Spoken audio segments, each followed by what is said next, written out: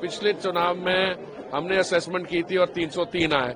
अगर आप देश भर में जो अब उत्साह देख रहे हैं, अगर 10% भी बढ़ते हैं उससे तो 330 जाते हैं, 15% बढ़ते हैं तो 345। हमारे सहयोगी जो हैं, जो एनडीए के पार्टनर्स, उनका बना 370-80। तो ये तो सेंटिमेंट होता है।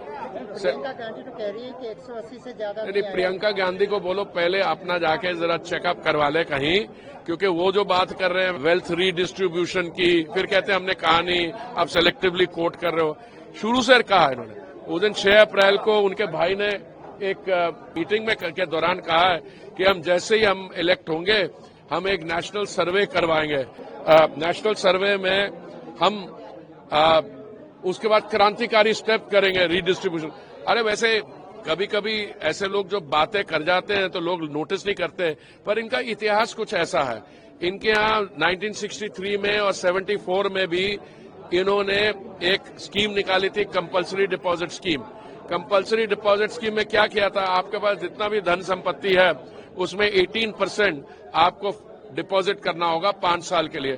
तो इनका दिमाग जो चलता है वेल्थ क्रिएशन में नहीं जाता, इनका डिस्ट्रीब्यूशन में जाता है। गरीबी हटाओ का नारा लगाया इन्होंने बहुत साल में, और पता नहीं गरीबी कितनी हटी, वो तो अभी मोदी जी के समय हमें करना पड़ रहा है। सर, एक पेट्रोल डीजल की बात की जाए, जैसे आपने बताया कि इथेनॉल मिक्सिंग की भी बात की आपने, किस तरह से फ्यूचर। देखिए, आज आप दुनिया भर में आप ये देखेंगे तो आपको एक चीज जाहिर होगी, कहीं भी एनर्जी के बारे बात होती है तो इंडिया इज द बस, सब नजर यहाँ पे है। इसके कई कारण है। पहली बात तो दुनिया में अगर मान लीजिए 1% ग्रोथ है एनर्जी का, यहाँ पे 3% ग्रोथ है।